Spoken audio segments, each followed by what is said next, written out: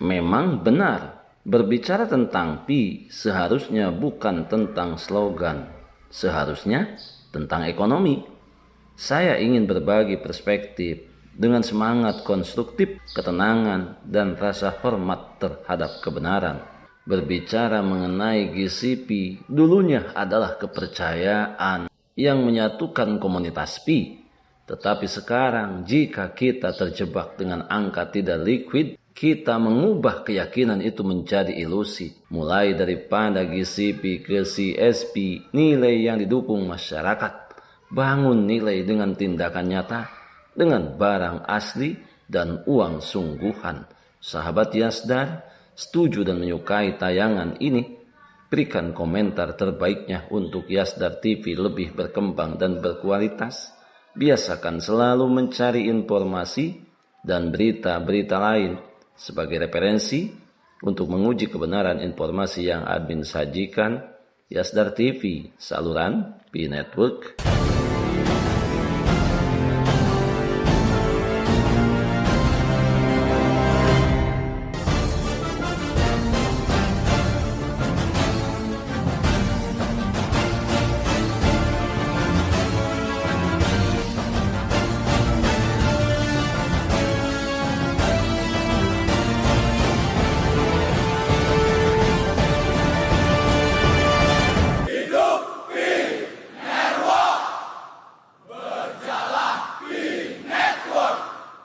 Assalamualaikum warahmatullahi wabarakatuh. Kembali jumpa bersama Yasdar TV.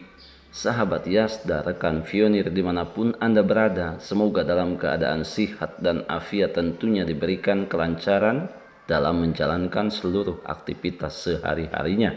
Berbicara mengenai nilai Bitcoin dihubungkan dengan pasokan maksimum ditetapkan pada 100 miliar Pi. Jadi secara teoritis, setelah menggali dan membuka semuanya, tidak akan ada rilis lagi. Tidak ada inflasi karena penerbitan. Tapi salah dalam penggunaan sebenarnya. Nilai uang termasuk Pi tidak hanya tergantung pada total pasokan, tetapi pada kebutuhan total dan kecepatan sirkulasi. Hal inilah yang menjadikan polemik yang berkepanjangan, yang menghadirkan peluang perdebatan antara nilai GCP dan nilai yang beredar saat ini. Pada tayangan kali ini, kita akan berbicara fakta mengenai pasokan 100 miliar Pi, hubungannya dengan nilai Global Consensus Value atau GCP. Sebelum admin lanjutkan, jangan lupa like, comment, subscribe, dan share tayangan ini jika dirasa ada manfaatnya. Bagi sahabat yang baru saja bergabung, jangan lupa bunyikan loncengnya untuk mendapatkan notifikasi info terbaru terkait perkembangan proyek Pi Network menuju jaringan terbuka seutuhnya.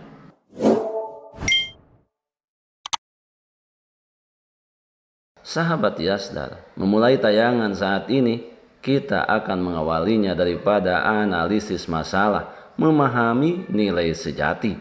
Berbicara tentang Pi seharusnya bukan tentang slogan, seharusnya tentang ekonomi. Untuk itu, marilah kita berbagi perspektif dengan semangat konstruktif, ketenangan, dan rasa hormat terhadap kebenaran. Menyikapi argumen yang berkembang, Pi tetap total pasokan harus deflasi, sementara fiat tidak terbatas harus selalu mengembang berdasarkan mekanisme rilis.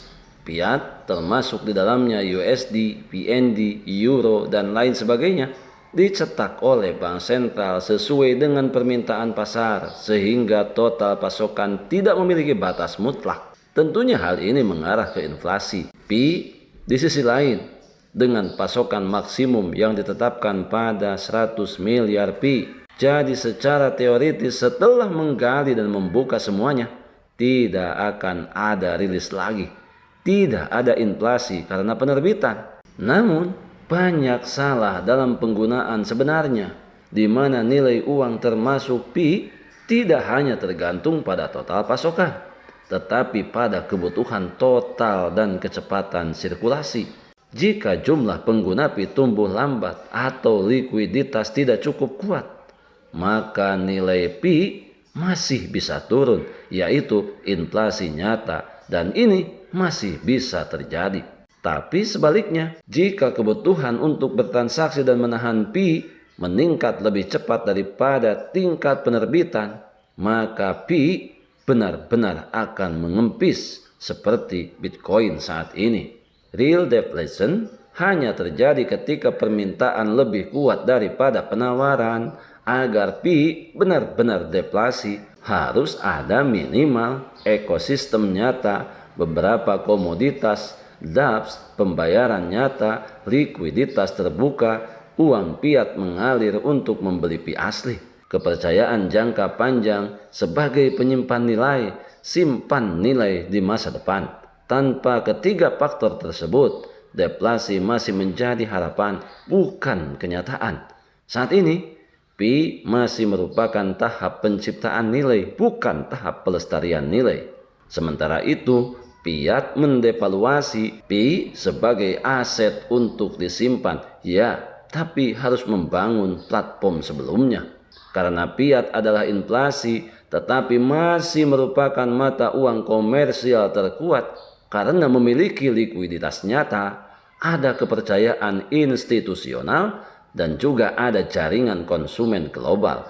Pi mungkin saja menjadi pendiam di masa depan. Semua akan berjalan dengan keyakinan yang membumi. Ada nilai tukar nyata, ada arus kas nyata yang semua pedagang menerimanya. Ada ekosistem hidup yang nyata.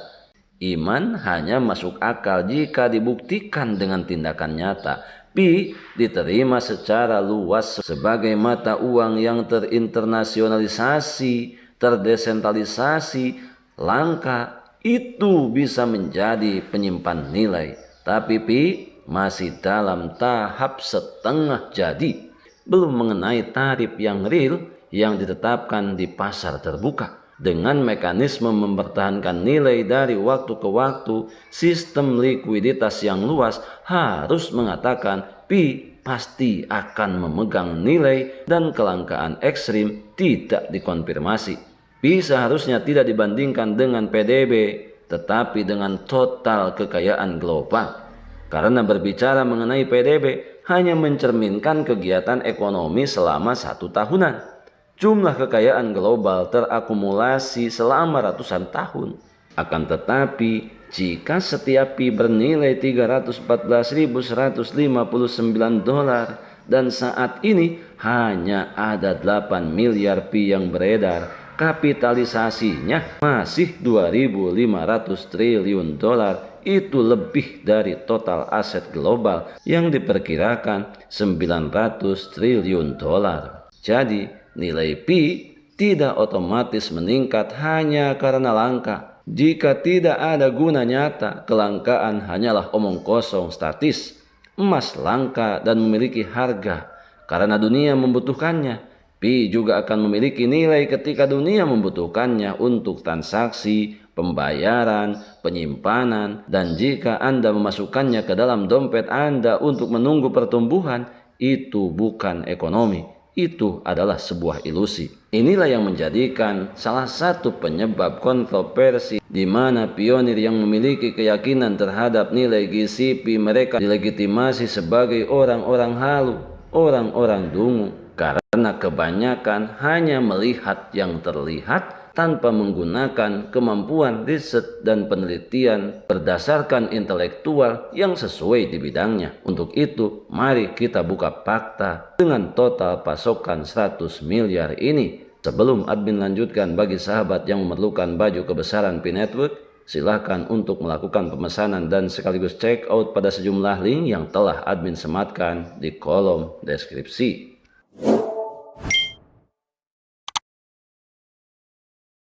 Sahabat Yasdar, rasa takut dengan pasokan 100 miliar pi? Mari kita bicara fakta, bukan rasa takut. Antara lain, 1. 100 miliar adalah batas teoritis, bukan sirkulasi nyata. Mayoritas pi belum pernah ditambang dan tidak akan pernah ditambang. Pi yang tidak ditambang sama dengan pi yang tidak ada. Kemudian yang kedua, sebagian besar sudah mati. Jutaan akun hilang, palsu, atau ditinggalkan pemiliknya.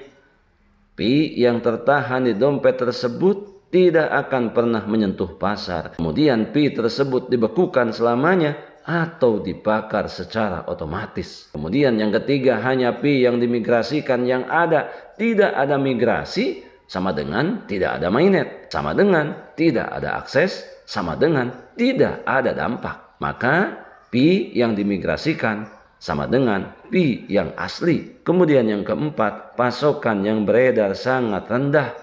Kurang dari 20 miliar pi yang telah dimigrasikan sejauh ini dan hanya sebagian kecil yang aktif dan liquid. Kemudian selanjutnya berbicara mengenai tim inti Project Pi Network, sudah tahu ini sejak awal. Mereka membangun sistem ini untuk menghargai kesabaran dan legitimasi, bukan untuk membanjiri pasar. Jadi berhentilah mengulang-ulang 100 miliar seolah-olah itu nyata. Itu tidak nyata, itu tidak pernah nyata. Pi itu langka, pi itu diperoleh, pi itu dilindungi, dan pi dihasilkan melalui mekanisme penambangan oleh jutaan pionir di seluruh penjuru dunia. Kita adalah pionir dan pionir adalah kita. Tetap saling mengedukasi, berbagi pengalaman dan wawasan untuk memantapkan pengetahuan kita terhadap Project Pi Network ini. Biarkan semua kebisingan senantiasa selalu meramaikan akun sosial media yang kita punya. Kita tetap berada di jalur. Pertahankan seluruh aset digital yang sudah kita miliki, yang sudah kita menambangnya bertahun-tahun lamanya. Jangan pernah mudah terprovokasi, tergembosi pihak-pihak yang tidak bertanggung jawab, yang tentunya hanya akan merugikan nasib para pionir ke depan. Tetap semangat, tetap optimis, tetap bersyukur, tetap mengambil semua peluang dan potensi baik untuk menjemput masa depan yang lebih baik. Salam petir, jeder, jeder, jeder. Wassalamualaikum warahmatullahi wabarakatuh.